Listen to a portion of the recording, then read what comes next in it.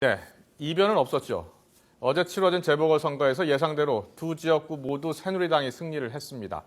워낙 여당이 강세인 지역인데다가 후보의 중량감에서도 밀렸다는 평가가 많았습니다. 민주당은 예상보다 큰 표차로 져서 대여 공세의 동력이 약화될 것이라는 전망도 나오고 있습니다. 자세한 이야기 황태순, 이종훈 정치평론가와 함께 이야기 나눠보도록 하겠습니다. 어서 오십시오. 안녕하세요. 네, 안녕하세요. 어제 재보선 결과 어떻게 보셨어요? 일단은 새누리당 후보 두 후보가 모두 당선이 됐고요. 네, 어느 정도 예측한 대로 나온 것 같습니까? 어떻습니까? 네, 거의 예측한 상황인데요. 네. 사실은 민주당이 기대했던 것에 비해서 격차가 더 벌어진 그런 예. 그 상황이었다 이렇게 봐야 될 것 같습니다. 저는 이번 그 재보궐 선거를 길을 잃은 정권 심판론이 대선 불복론을 만나서 KO패 당하는 사건. 그렇게 규정을 짓고 싶습니다. 네. 황태순 평론가께서는 어떻게 보셨어요? 민주당이 보면 그동안 정당 지지율이 사실 지난해 대선 때 비해서 거의 반토막이 났죠. 네. 그 바탕 위에 앞서 말씀하신 대로 또 새누리당의 서청원 이제 의원입니다만은 서청원 후보 같은 경우는 원체 중량감도 있고 예. 또 그에 비해서 뭐 오일영 후보 열심히 뛰었습니다만은 아무래도 역부족이었던 것 같고 앞서 이종원 평론가 말씀하신 대로 당초 예상보다 간격 그 양 후보 간의 격차가 더 크게 났다 하는 부분이 아마 민주당으로 봐서는 좀 많이 아픈 부분일 겁니다. 네. 물론 두 지역구 모두 여당 강세 지역이기 때문에 선거 전부터 새누리당의 승리가 점쳐지긴 했습니다만 지금 말씀하신 것처럼 여야 간 지금 득표율이 차가 예상보다 좀 컸다는 평가가 나오고 있는데 한번 보시겠습니다. 네, 화성갑 후보자별 득표율을 보면요. 18대 대선 때 당시 박근혜 후보가 55.99%, 문재인 후보가 44%, 그래서 약 12%포인트 차가 났는데요. 이번에는 야당 후보들을 다 합쳐도 37%, 그리고 서청원 후보가 62%를 기록을 했습니다. 그래서 정리를 해보면 야당의 표가 지난 대선 때보다 적게 나왔다라는 건데요. 여러 가지 분석이 가능할 것 같아요. 네, 먼저 이종 평론가는 어떻게 분석하세요? 네, 그러니까 이번 재보선은 새누리당이 뭐 잘했다라기보다는 그 민주당이 못해서 표를 더 잃었다. 저는 그렇게 생각을 합니다. 예. 조금 전에 제가 이 정권 심판론에 대해서 좀 말씀을 약간 비판적으로 드렸는데요. 예. 지금 정권 심판론을 제기하기에는 시점상 너무 이른 시점입니다. 예. 일단 뭐 집권 초기이기도 하고 여전히 그 국민들은 새 대통령에 대한 기대감이 남아있는 그런 그 상황이거든요. 네. 그런데다가 이 선거와 관련해서 이 재보선의 그 어쨌든 이 해당 지역 주민들 입장에서는 예. 국가 전체적인 그런 것도 중요하지만 그 지역에서의 그 여러 가지 지역 현안에 대해서도 관심이 있지 않겠습니까? 예. 그런 부분보다는 오히려 이제 정권 심판론을 이야기함으로써 지역 현안에 대한 얘기를 할 기회가 상대적으로 적었다는 거죠. 예. 민주당 입장에서. 그런 부분도 있고 또 민주당이 오히려 만약에 이번에 어차피 정권 심판론이라고 하는 네거티브 전략을 쓸 거였다면 서청원 후보의 공천의 부당성을 좀 더 적극적으로 알리는 그 네거티브 공세를 벌이는 편이 득표 전략에서는 더 유리했을 거다 저는 그렇게 생각을 합니다. 예. 안 그래도 지금 그 공천 부분과 관련해서 새누리당 내 특히 그 지역 내 다른 후보자들이 예. 불만들이 많았거든요. 예. 그렇게 해서 어떻게 보면 적진 분열을 노리는 전술을 쓰는 것이 필요했는데 그거를 제대로 좀 못 쓴 것 같습니다. 네, 민주당의 선거 전략이 좀 잘못 방향을 잡은 것이 아니냐라는 분석인데요. 네. 평론가께서 어떻게 보세요? 뭐 그런 측면도 있고 그러나 전체적으로 봤을 때 사실 지난 19대 총선에선 이제 고위선 돌아가셨습니다만 예. 이제 고위선 후보하고 오일영 후보하고 5%포인트 차밖에 안 났습니다. 그런데 예. 문제는 그 당시에는 여권 무소속이 나왔었어요. 예. 그 여권 무소속과 고위선 의원의 표를 갖다 합치면 오일영 후보보다는 24%포인트가 많았습니다. 예. 이번에도 보면은 마침 서청원 의원, 서청원 후보하고 나머지 이제 홍성기 후보, 오일영 후보 표를 합쳐놓으면은 그 표차가 한 25%포인트예요. 그러니까 실제 구도대로 갔다는 거예요. 그러니까 실제 뭐 선거운동 17일 동안, 14일 동안 여야가 총력전을 기울여가면서 뭐 한 것 같지만은 실제 보면은 지난 2012년 4.11 총선 때의 이른바 전통적인 보수표, 이른바 민주진보표의 격차. 이번에 서청원 후보가 받은 것, 그 다음에 나머지 홍성규, 5.16 후보 받은 거 가지고 간단 얘기예요. 그 지난해 총선 때 말씀하시는 거죠? 예, 총선과 이번 이 보궐선거가 사실은 그 표차가 거의 24%포인트, 25%포인트니까 사실 큰 변화는 없었다 보는 거죠. 6대 4였다는 말씀이었고 그렇죠. 지금도 결국은 6대 4였고 6대 4예요. 똑같아요. 지난해 똑같아요. 대선 때는 좀 대선 때만 좀 달랐지만 예외적이었죠. 예외적이요. 근데 그렇게도 분석이 가능하네요. 예, 그렇게 되고 이번에는 앞서 우리 이종원 평론가께서 말씀하셨습니다만은 아까 뭐 길 잃은 정권 심판론, 그러니까 예. 너무 지나치게 중앙에 어떻게 보면 우리가 넌더리 일반 국민들 서민들 입장에서는 넌더리 치는 이른바 여야 간의 머리끄댕이 싸움, 정쟁 이런 것을 그대로 지역에다 옮겨놓은 반면에 오히려 서청원 후보 쪽에서는 이번 지역 개발 공약에 좀 더 중점을 두었던 것 같습니다. 그래서 심지어는 지금 서청원 후보, 이제 서청원 의원입니다만은 서청원 후보가 개발 공약했던 부분이 대략 한 1조 2천억이 된다고 그래요. 예. 어떻게 메꿔낼지 궁금합니다만은 어쨌든 다 지역 주민들 입장에서는 당시 6선, 당선되면 7선이 되고 박근혜 대통령과 아주 가깝다는 서청원 후보가 개발 공약을 들고 나온 반면에 네. 야당에서는 문재인 의원 또 손학규 전 대표 등들 오셔갖고 계속 정권 심판론 이야기하니까 그것이 이른바 흔한 얘기로 약발이 안 먹혔던 거죠. 알겠습니다. 자, 그렇다면 지금부터는 선거 이후를 한번 분석을 해보겠습니다. 서청원 전 대표가 이제 국회에 입성하면서 정치권에 여러 가지 변화가 있을 것이다 라는 관측이 많아요. 그 이유가 이제 서청원 전 대표의 위상 때문인데요. 자, 서청원 전 대표가 누구인지 다시 한번 되짚어 보도록 하겠습니다. 네, 서청원 당선인이죠. 지금은 충남 천안 출신이고요. 1981년 11대 민주한국당 의원으로 당선이 돼서 이제 당시 정치에 입문을 했습니다. 이른바 YS 키드 상도동계 의원으로 본격적인 정치 생활을 시작했고요. 13대, 14대, 15대 국회의원 등 내리 이제 6선을 하면서 거물 정치인으로 자리매김을 하게 됩니다. 하지만 정치적 부침도 심해서요. 2002년 대선 이후 한나라당 최고위원 시절에는 대선 자금 차떼기 사건으로 구속이 된 바 있고요. 2007년 대선 당내 경선 때는 박근혜 당시 전 한나라당 후보를 대표로 밀었다가 공천에서 탈락하기도 했습니다. 특히 박근혜 대통령과의 인연이 특별한데요. 정치에서 멀리 떨어져 있었던 박근혜 대통령을 처음으로 대구에 공천을 했고요. 이후 친박 연대를 만들어서 박 대통령을 직접적으로 지지해 왔습니다. 네, 간단히 살펴봤는데요. 서청원 전 대표가 국회에 이제 입성한 이후 이제 당내 권력 지형에 변화가 있을 것이다라는 관측이 많아요. 어떤 변화가 있을 것 같습니까?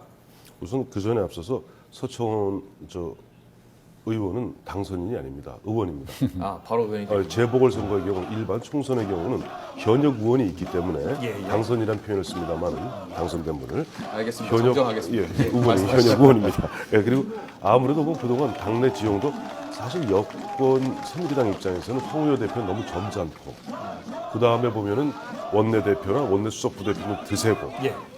뭐 그런 가운데 뭔가 좀 중심을 잡지 못하는 듯한 거기다 보면 차기 당권에는 지난 4.24 재보선을 통해서 입성한 김무성 의원이 유력하게 떠오르면서 뭐랄까 대통령의 리더십에 조금 흔들림이 있을 수 있는 조짐이 있었다. 예. 이런 분위기에서 앞서 우리 김영수 앵커께서 말씀하신 대로 어떻게 보면 박근혜 대통령과 뗄래야 뗄 수 없는 그 원조 친박이라 할 수 있겠죠. 예. 서청원 의원이 새누리당 들어옴으로써 이른바 뭐 이 긍정적인지 부정적인지 모르겠습니다만 청와대 또 일단 정부 쪽은 김기춘 비서실장이 어쨌든 중심 축을 잡고 있고 당내에서는 선수로 보나 정치의 이력으로 보나 뭐 여러 가지 등등으로 보았을 때 가장 어떻게 맏형 여긴 서청원 의원이 중심을 잡게 되었을 경우 이른바 박근혜 대통령은 오른쪽에는 김기춘, 왼쪽에는 서청원 쌍두마차로서 국정을 운영할 가능성이 굉장히 크다. 그러다 보니까 당내에서 일부 조금 흔들림이 있었던 부분들이 조기에 잡힐 가능성도 있는데 네네네. 물론 서청원 의원이 야당하고도 대화가 잘 되는 편인데요. 예.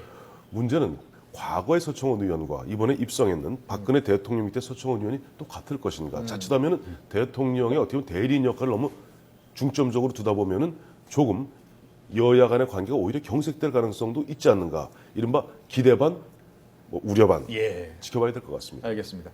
이종훈 평론가는 어떻게 보세요? 이 당내에서는 네. 새누리당 당내에서 이제 내년 5월에 당대표 선거가 있지 않습니까? 전당대회 그래서 있죠. 5호선의 김무성 의원이 사실상 당대표를 맡지 않겠느냐 이런 분석이 많았었는데 서청원 전 대표가 들어오면서 조금 당내에 권력적인 변화가 생길 것이다라고 많이 보거든요. 네. 김무성 의원과의 관계가 어떨 것 같습니까? 뭐 이번 그 서청원 의원은 제가 보기에는 박근혜 대통령께서 사실상 소환을 한 거다. 저는 그렇게 봅니다. 예. 당을 맡기기 위해서 소환을 한 거다. 그렇게 보고요. 예. 당 대표를 당연히 하실 것 같고 김무성 의원 뭐 견제용이다 뭐 이런 얘기도 있습니다만은 그거 역시 사실일 가능성이 높다 저는 그렇게 생각을 합니다. 예. 지금 뭐 집권 초반기기도 하고 또 내년 지방선거도 있고 그런 상황에서 역시 좀 당을 직할 체제로 끌고 가겠다 그런 의지를 내비친 것으로 저는 그렇게 이해를 하고 있습니다. 예. 그렇다면 당청 관계가 조금 더 가까워지고요. 일각에서는 국정 운영에 탄력을 받을 것이다. 네. 이런 분석도 있고요. 한쪽으로서는 당청 관계가 너무 수직적으로 되지 않느냐. 그래서 여당이 여당 역할, 어느 정도 견제 역할도 필요한데 제대로 못하는 건 아니냐. 이런 분석도 나와요. 그게 어떻게 사실은 보세요? 가장 걱정이 되는 부분이죠. 그러니까 안 그래도 지금 그 새누리당 내에 반대파의 목소리가 전혀 없습니다. 지난 그 정부 시절에만 하더라도 그 당내 소장파들도 있었고 예. 또 친이계, 친박계 서로 또 상호 견제가 되는 그런 시스템도 있었는데 예. 지금은 친박계 거의 일색인데다가 나머지 그 비박계들 숫자는 몇 명 되지도 않고요. 이 사람들도 자기 목소리를 거의 못 내고 있는 상황입니다. 자, 그나마 이제 김무성 의원이 때로는 그좀 쓴소리도 하는 그런 그 인물이었는데 김무성 의원조차도 저렇게 그 통제가 돼버리면 당내에서 그 반대 목소리가 나올 가능성이 거의 없어진다. 근데 예. 이것이 바로 어떻게 보면 새누리당의 문제점일 수도 있다. 저는 그렇게 생각합니다. 그럴 수 있겠네요. 예. 이종훈 평론가님 말씀이 맞습니다. 왜 그 뭐냐니까 예. 새누리당은 일사불란하게 어떻게 보면 통제되고 견인될 가능성은 있죠. 그러나 예. 국정은 여당 혼자 하는 게 아니거든요. 예. 야당이 더 중요합니다. 야당이 바로 서야 나라가 바로 섭니다. 예. 야당이 역할을 하기 위해서는 여당이 끊임없는 대화, 타협, 때로는 양보 이런 것이 필요한데 예. 앞서 말씀하신 대로 그럼 여당이 너무 일사불란하게 움직이다 보면 야당은 뭐랄까 좀 흔한 얘기로 인간은 감정의 동물이거든요. 예. 어깃장으로 나갈 가능성이 더 크고 정부는 경색될 가능성이 크고 물론 지금 앞서 이종훈 평론가 말씀하셨습니다만 서청원 의원을 갖다 소환한 가장 큰 이유는 사실은 2016년 20대 총선까지 대통령이 꽉 당을 장악하겠다는 거거든요.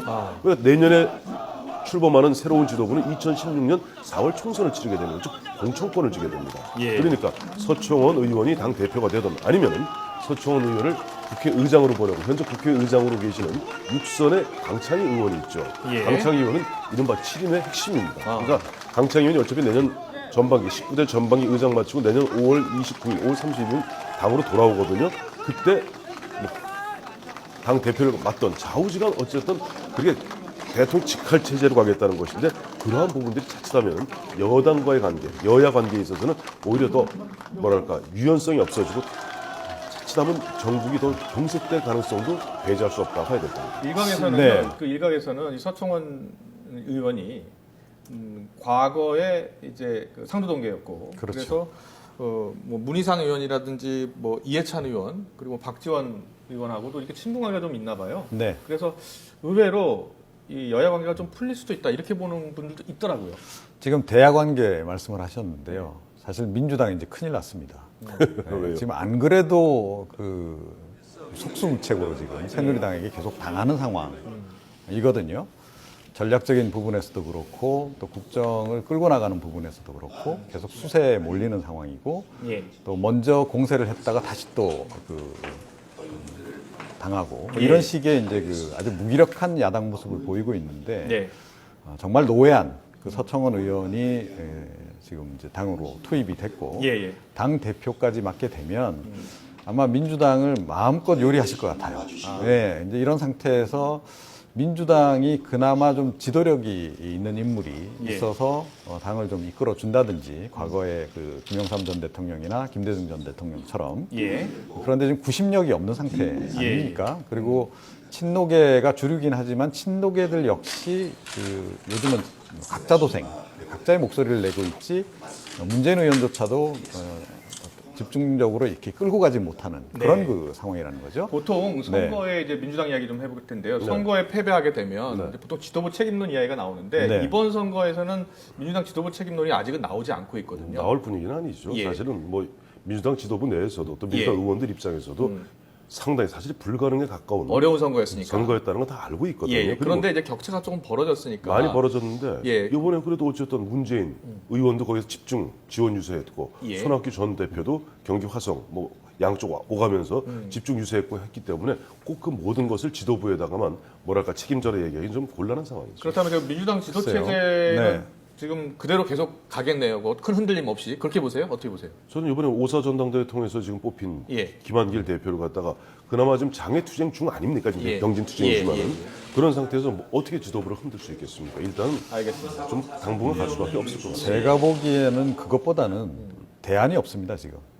그러니까 대안이 있어야 뭐 기존 지도부를 내리고 새 지도부를 이렇게 선택을 할 텐데 새로운 지도부로 지금 내세울 만한 지금 대안이 전혀 없거든요. 예.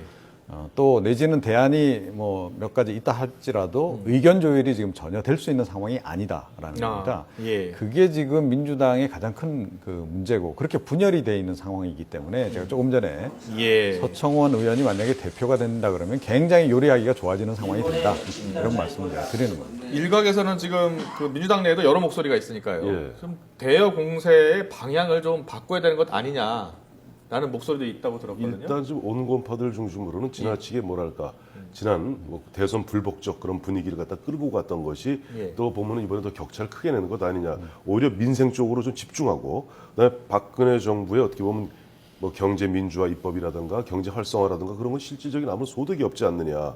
그런 부분을 좀 집중적으로 짚어가면서 대여 공세를 하더라도 그쪽으로 가야지 이른바 국정원 댓글 문제만 갖고 지나치게 정치적으로 빠져들어가는 것은 오히려 늪으로 빠지는 것 아니냐 하는 자성의 목소리가 모락모락 나는 것 또한 사실이죠. 이 대선 개입 의혹 부분을 오히려 좀 더 치열하게 대여 공세를 폈으면 오히려 야권 표가 결집하면서 더 많은 표가 나오지 않았겠느냐라는 분석도 있어요. 네, 그것도 맞습니다. 지금 민주당이 전선을 너무 많이 버려놓은 상태거든요. 정책 전선도 굉장히 넓게 버려놨고 이 정치적인 그 이슈들조차도 굉장히 지금 버려놨는데 지금 국가정보원 대선 개입 사건 예. 이외에도 그 다른 그 유사한 대선 그 개입 사건들에 대해서 좀 자꾸 터뜨리고 있는데 이것이 사실은 민주당한테 별로 유리하지가 않습니다. 예. 모든 문제의 핵심은 역시 국가정보원에 있기 때문에 국가정보원을 집중적으로 잡고 늘어져서 사실은 국가정보원 개혁이라고 하는 것을 반드시 읽어내는 것을 예. 이제 집중적으로 좀 해야 될 예. 일이고요. 그건 못지않게 지금 민주당이 해야 되는데 완전히 지금 묻혀버린 게 하나 있습니다. 이게 뭐냐면 예, 뭐죠? 당 쇄신 문제죠. 아, 김한길 대표가 이 당 대표가 되면서 일성이 뭐였습니까? 당 쇄신을 해서 예.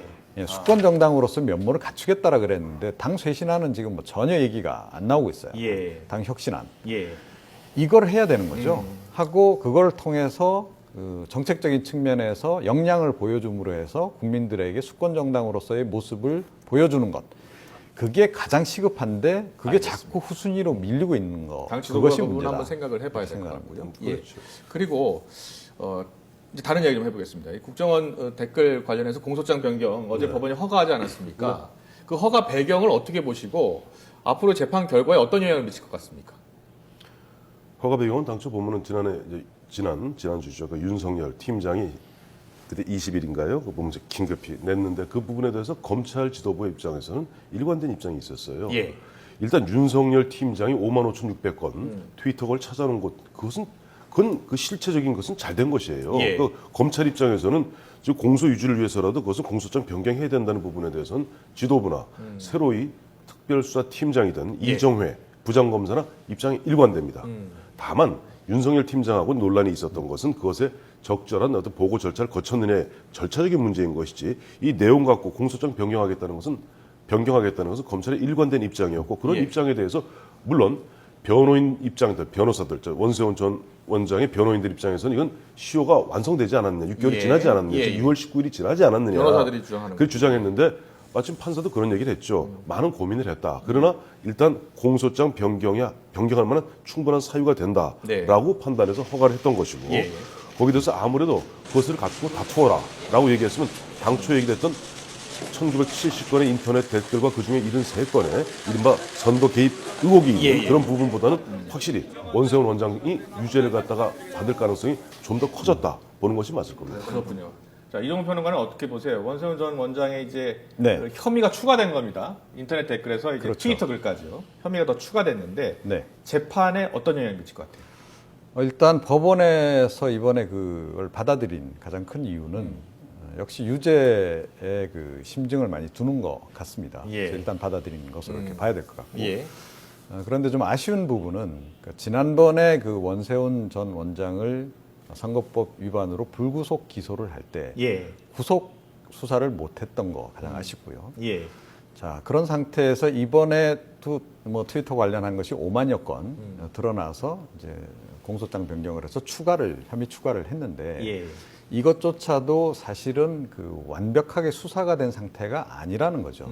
특별수사팀에서 계속 그 얘기를 해 왔습니다. 윤석열 팀장도 예. 국감장에 와서도 그 얘기를 했고 사실은 국민들은 어찌됐건 사후 처리에 어찌됐건 일단 전모를 알고 싶은 것인데 예. 전모를 알기는 이번에도 좀 힘들어진 상황이 아닌가. 그건 좀 아쉬움으로 남습니다. 네, 검찰이 이제 수사를 더 하고 있고 또 공소 유지를 위해서 좀 더 증거를 보충해야 되겠죠. 네, 여기까지 듣도록 하겠습니다. 황태순, 이종훈 평론가였습니다. 고맙습니다.